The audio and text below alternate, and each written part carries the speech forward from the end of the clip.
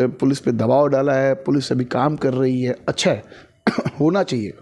लेकिन अगर कहीं ना कहीं देखा जाए तो कि ऐसे क्यों हमारे शहर के नेता लीडर्स, ये कांड जैसे हुआ उसके बाद में काफ़ी लंबे समय के बाद में, यानी काफ़ी दिनों के बाद में सभी नेता की नींद खुली।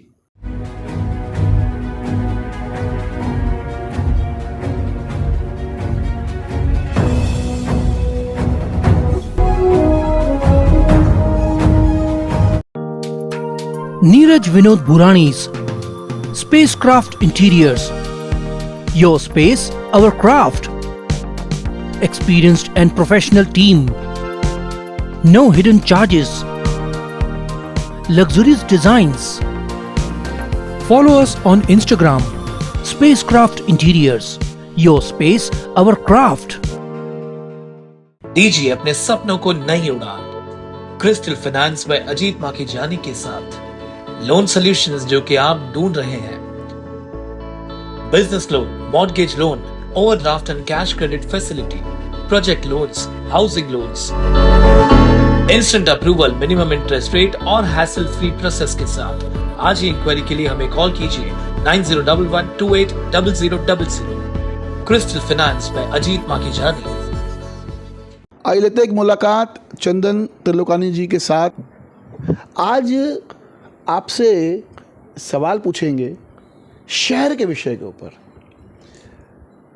अभी कुछ दिनों से जो घटनाएं घटी है हमारे शहर में, 5 उल्लासनगर की बेटी शहर से गायब है, किडनैपिंग, कुछ राजनेता लोग बोल रही है लव जिहाद का मामला है, किसी का क्या तर्क है, किसी का क्या तर्क है। अब जब तक हमारी बच्चियां, ये जो बेटियां हमारी जो वापस नहीं आएगी, उसके बाद ही मालूम पड़ेगा पुलिस इन्वेस्टिगेशन में क्या निकल के आता है। अभी इस प्रकार की शहर के ना राजनीति चालू है। मुझे बड़ा दुख लगा कि ये सभी समीकरण के अंदर राजनीति काफ़ी हो रही थी, काम कुछ नहीं हो रहा था। वो बेचारे उनके जो घर के सदस्य जो थे, जिनकी बच्चियां आज मतलब किडनैप है, तो उन लोगों के जो आंसू, जो बेचारे वहाँ पर मंच पे खड़े होकर हाथ जोड़ के विनतियाँ कर रहे थे कि पुलिस हमारी सुन नहीं रही है, फिर वो। अभी सुनने में ऐसा है कि थोड़ी पुलिस एक्टिव हुई है, कुछ नेताओं से मेरी बात हुई, कुछ नेताओं ने कहा कि हमने पुलिस पे दबाव डाला है, पुलिस अभी काम कर रही है, अच्छा है होना चाहिए।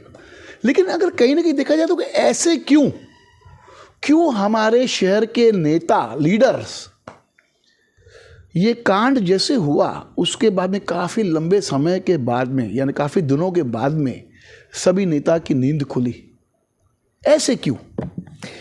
जगी जी, सबसे पहले तो मेरा नमस्कार स्वीकार कीजिए। आपके जो व्यूअर्स हैं उनको भी मेरा नमस्कार, और उल्लासनगर की समस्त जनता को मेरा एक प्यार भरा नमस्कार है। जगी जी, शुरुआत मैं कहाँ से करूँ, क्योंकि आपने बिल्कुल सवालों की झड़ी लगा दी।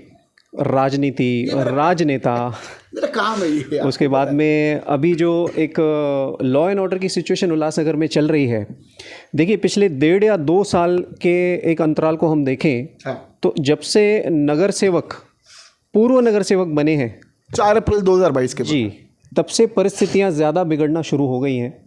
और उससे पहले भी अगर हम स्थिति का अगर हम थोड़ा सा आकलन करें तो आप ये पाएंगे कि बड़े बड़े जो इश्यूज़ हुए थे उल्लासनगर में with regards to law and order situation, तो कहीं ना कहीं कड़ियाँ जो थी वो राजनीति के इर्द गिर्द आपको जुड़ी हुई मिल रही थी। और अब जब इलेक्शन बहुत ज़्यादा लेट हो रहे हैं तो पुलिस और प्रशासन के ऊपर बहुत ज़्यादा दबाव है कि परिस्थिति को किस तरह से संभाला जाए। अब आते हैं राजनीति पर, तो आपको लग रहा है कि बहुत ज़्यादा स्ट्रॉन्ग लीडरशिप है हमारे उल्लासनगर में? नहीं, लीडरशिप की बड़ी कमी है। और लीडरशिप जो पहले 90s में हम दिखा करते थे कि उस टाइम पे ऑपोजिशन भी मजबूत हुआ करती थी, तो सत्ताधारी भी मजबूत हुआ करते थे। ऑपोजिशन में भी इतनी ताकत हुआ करती थी, जो बड़े से बड़े काम ऑपोजिशन भी करती थी। अभी तो यहाँ पे सत्ताधारी भी नहीं कर पा रहे। सर, राजनीति की परिभाषा होती है कि अगर आपको राज्य करना है तो सही नीति का उपयोग बहुत ज़्यादा अच्छे तरीके से करना पड़ेगा। अब वो नीति क्या है?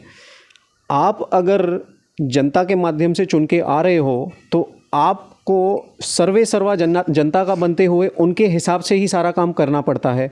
पर दुखद बात यह है कि इलेक्शन के टाइम का कॉमन मिनिमम प्रोग्राम और उनका एजेंडा छोड़ के अगर वोट और वोटरों का भाव सबसे पहले लगाने की अगर मंशा हो किसी की, तो वहाँ पे आप राजनीति का धरातल किस तरीके से पेश करोगे, ये सबसे बड़ा यक्ष प्रश्न है। सही है। किसी भी अगर राजनेता से आप पूछिए कि भाई साहब इलेक्शन आने वाला है, तो वह अपनी योजनाओं को बाद में अंकुरित करता है। सबसे पहले ये सोचता है कि मेरा खर्चा कितना होगा। तो आप इस चीज़ को क्या कहेंगे और यहाँ पे राजनीति का स्तर आप किस तरीके से गेज करेंगे? दूसरी बात, जब से शिवसेना दो टुकड़ों में बटी है, हमारे सामने ये एक प्रश्न आया कि शिवसेना किसकी, तो ये तो सारी स्टोरियाँ सबको पता ही है कि क्या हुआ और आगे क्या होगा। क्या आपको नहीं लगता कि एक झंडे के तले हमारे शहर में बहुत ज़्यादा विभाजन भी है? मान लीजिए अगर कोई एक पर्टिकुलर पार्टी है तो उन्होंने अपने अपने गुट भी बना कर रखे हैं। सही है। एक बड़ा लीडर अगर वो एक पार्टी में है तो उसके अंदर जितने भी उनकी मंशा वाले सेम लोग रहेंगे तो वो अपना गुट बना के ले लेंगे। जिसे आप पावर को मैग्नेटाइज करके खुद की तरफ खींचने की नीति रखो। चंदन जी, वो सभी पार्टियों में 2 से 3 गुट होते ही होते हैं। अक्सर खाली उल्लासनगर में नहीं, महाराष्ट्र प्रदेश की राजनीति में भी मैंने काफ़ी गुट देखे हैं। सर मेरा एक ये मानना है कि ज़िंदगी में 2 काम अगर आपको बहुत जल्दी और बहुत अच्छे से सीखने हैं तो हमारे उल्लासनगर में चले आइए। एक, अगर आपको गाड़ी बड़े अच्छे तरीके से और गाड़ी अगर आपको अच्छे तरीके से सीखना है तो उल्लासनगर आ जाइए। अदने से अदना बंदा बहुत कम समय में गाड़ी सीख लेगा। और अगर आपको राजनीति सीखनी है तो आप किसी भी पॉलिटिकल पार्टी में यहाँ पे घुस जाइए। बड़े ही कम समय में आप पॉलिटिक्स के बहुत ज़्यादा मैग्नेटिज़म्स और उनके जो कमाई के जरिए भी, कमाई के ज़रिए तो मैं नहीं पहले कह सकूँगा, बट किस तरीके से लोगों को भ्रमित किया जाता है वो यहाँ पे बहुत ज़्यादा चीज़ होती है। और ये मैं प्रखर और मुखर आवाज़ में बोलूँगा। दूसरा सवाल, हर एक राजनीतिक पक्ष में अगर आप थोड़ी अंदरूनी बातें और थोड़ा गहरे से झांक कर देखेंगे तो जो अच्छे लोग हैं, जो अच्छे वक्ता हैं, वो आपको बैकफुट पे दिखाई देंगे। और जिन्हें सही मायने में बहुत कम ज्ञान है और जो लड़ने की क्षमता रखते हैं उन्हें आगे किया जाता है। तो ये किस तरीके की राजनीति है? जो आपने कहा कि अच्छे वक्ता है और उनको बैकफुट पे रहते हैं, थोड़ा उस पर खुल के बताएंगे कौन है वो नेता जो बैकफुट पर है या फिर सब फ्रंट फुट पर ही है? सर अभी किसी पर्टिकुलर का नाम लेना थोड़ा सा ये हो जाएगा, बट फिर भी जो मेरे करीब जो आप जैसे वक्ता कहा, तो कोई अच्छा भाषण देता हो या अच्छी स्टेटमेंट्स देता हो उस विषय जी। अभी जैसे अगर भाजपा गुट की अगर हम बात करें तो प्रदीप रामचंदानी जी हैं, वो मुद्दे की गहराई में जाकर बातें करने में थोड़े से माहिर हैं। हाँ ठीक है, उनकी पृष्ठभूमि क्या है क्या नहीं है मैं उस बात पे जाऊंगा ही नहीं। दूसरे अगर आप एनसीपी गुट की बात करें तो मनोज लासी का मैं नाम लेना चाहूँगा कि वो बहुत ज़्यादा डेप्थ में बात करने के जानकार हैं। बट ऐसे नेताओं को मैंने मुद्दों के ऊपर बहुत ज़्यादा अच्छे से लड़ते हुए आज तक खुल के तौर पे नहीं देखा। हाँ, जो लालसाई व्यापारी एसोसिएशन ने अभी 2 या 3 दिन पहले एक जो मुलाकात करवाई थी सारे लोगों की, तो वहाँ पे प्रदीप जी का एक थोड़ा अलग ही रूप देखने को मिला, जिसे रौद्र रूप कहा जाएगा। तो ये पुलिस को भी आगाह है कि आज वह देख रहे हैं, उनके लिए 48 घंटों का काम है ये सारे केस सॉल्व करना। मैं आमदार को सामने रखते हुए पुलिस को चेतावनी देता हूँ कि ये जल्दी से जल्दी काम करिए और जो भी अधिकारी अगर ये काम करने में असफल रहा तो वह यहाँ से अपना बोरिया बिस्तरा उठाए और हम अच्छे अधिकारी लाएंगे। ये एक अच्छी चीज़ है। हमारे शहर के राजनेताओं को पब्लिक के मुद्दों पर इस तरीके की आवाज़ उठाना और वो भी मंचों के द्वारा, अब उस चीज़ का समय आ चुका है। मैं आपको एक बात बताऊं कि जैसे मेरे काफ़ी राजनेता, मेरे काफ़ी अच्छे मित्र हैं, लगभग फ़ोन पे लगभग रोज़ ही बात हो जाती है किसी न किसी मुद्दे के ऊपर। जानकारी वहाँ से भी मिलती है, कुछ जानकारी मैं उनको देता हूँ, कुछ जानकारी वो मुझे देते हैं। तो मेरे को आज सुबह ही मेरे को एक का फ़ोन आया, नाम नहीं लूँगा नेता का, मेरे तो मित्र है, खुले तौर पे बोल दिया कि आप प्रदीप जी के बाद जो बोला उन्होंने कि 48 घंटे के अंदर अंदर अगर पुलिस को काम करना होगा, नहीं तो बोरिया बिस्तरा बांध के ऐसे ऑफिसर्स को हम मतलब बोलेंगे चाहिए छोड़ के हम नए ऑफिसर्स लेके आएंगे। उसके बाद में पुलिस के ऊपर दबाव पड़ा है। और अभी भी एक सूचना मिली कि एक लड़की जो 2 नंबर परिसर में रहती है वो शायद मिली, ऐसे कुछ हल्की जानकारी आई है कल के ऐसी रिपोर्ट्स में। तो कहीं ना कहीं यानी प्रदीप जी के बोलने के बाद में पुलिस के ऊपर दबाव पड़ा है, तो ये अच्छी बात है। सर इस सवाल का जवाब मैं इस तरीके से देना ज़्यादा पसंद करूंगा कि आखिर क्यों उल्लासनगर शहर में जब तक जनता और ऑर्गेनाइजेशंस आवाज़ नहीं उठा रही हैं और वो एक आंदोलन खड़ा नहीं कर रही हैं, तब तक हमारे राजनेता सो रहे होते हैं। जब पब्लिक इन 5 या 6 बच्चियों के गुम होने के बाद जब पब्लिक आउटक्राई होता है, तब जाके हमारे एमएलए साहब और उनके जो लाव लश्कर हैं वो ताबड़तोड़ में आते हैं और बाकी सब अपना जो है वो आह्वान भी करते हैं और अपना रौद्र रूप दिखाते हैं। किस प्रकार की लीडरशिप उल्लासनगर में ज़रूरत है? जैसे आपने कहा कि ये 2 नेता जिनका आपने नाम लिया कि काफ़ी अच्छा बोलते हैं और अब आज वो मतलब बैकफुट पे आपके हिसाब से है, आगे मौका मिले लीड करने का शहर को, तो सही मायने में शहर में एक परिवर्तन दिखेगा। कहीं ना कहीं अभी सभी पार्टियों को सोचना चाहिए, जो सेकंड लीडिंग में जो हमारे जो नेता जो खड़े हैं हम उनको आगे लाएं और उनके हाथ में कमान सौंपें उल्लासनगर शहर की। और मुझे लग रहा है कि अगर ऐसे कुछ चेंजेस हुए सभी पार्टियों के अंदर तो कहीं ना कहीं रिजल्ट देखने को मिलेगी। सर दुविधा ये है कि मुझे अगर मेरे कॉरपोरेटर को जिसको मैंने वोट देके जिताया था, आज अगर आप मुझे उसका नया फ़ोटो दिखाओगे तो मैं उसको पहचान नहीं पाऊंगा क्योंकि उसने मुझे शक्ल ही नहीं दिखाई है। तो ये चीज़ बहुत सारे वार्ड्स में एप्लीकेबल है।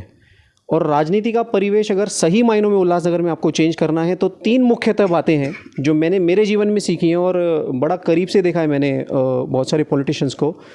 तो जो डमी कॉरपोरेटर का कल्चर है उसको आपको पूर्णतः ख़त्म करना होगा।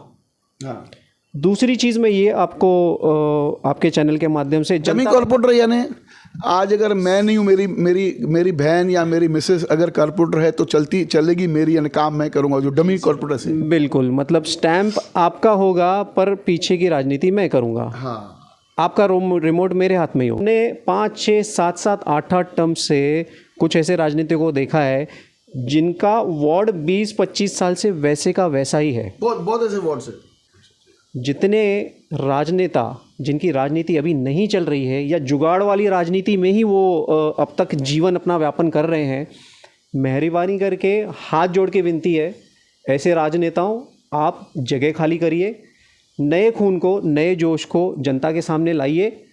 हो सकता है पहले टर्म में वो कुछ प्रूव ना कर पाएँ, पर ये 100% गारंटी है कि आप में से ही उनको ऐसी परिपक्वता, पॉजिटिव परिपक्वता, मैं नेगेटिव की बात नहीं कर रहा हूँ क्योंकि पिछले 3 या 4 दशक से बहुत ज़्यादा नेगेटिव चीज़ें हुई हैं। इसके लिए अगर आपको उल्लासनगर शहर को वाकई में अंबरनाथ, कल्याण और बदलापुर के गांव एरिया से भी कंपेयर करना है ना, तो आपको ये ओछी राजनीति बंद करनी पड़ेगी।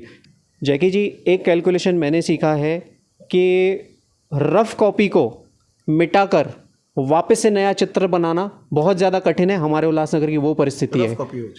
हमारा उल्लासनगर रफ कॉपी था, अब धीरे धीरे अगर नया जोश और पुराना एक्सपीरियंस साथ में मिलके काम करेंगे तो शायद इस रफ कॉपी को हम लोग बहुत ज़्यादा फेयर कॉपी और सुंदर कॉपी बना सकते हैं। यही हमारी मंशा होती है।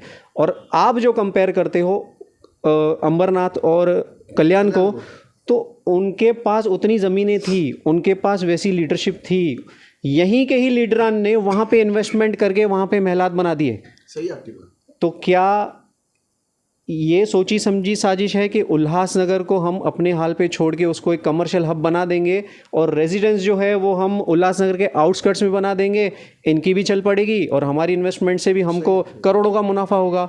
तो इस राजनीति के ऊपर भी बहुत ज़्यादा प्रश्न आने चाहिए।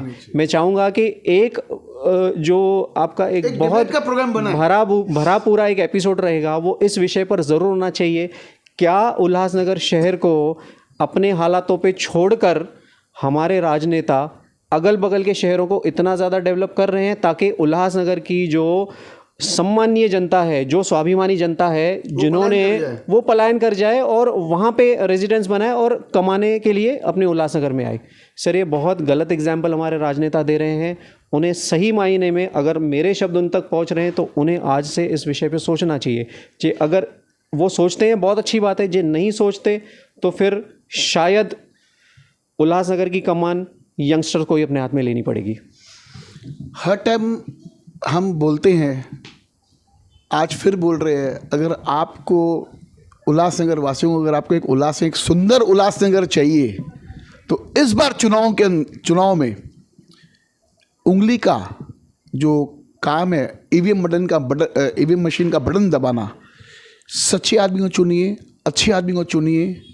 पार्टी कोई भी हो, पार्टी से कोई वास्ता नहीं है, व्यक्ति अच्छा है तो वो काम अच्छा करेगा। इस बार न पुराने चेहरे, न उनके रिश्तेदार, न उनके चमचे। धन्यवाद। देखते रहिए फिर सुबह होगी न्यूज़ चैनल।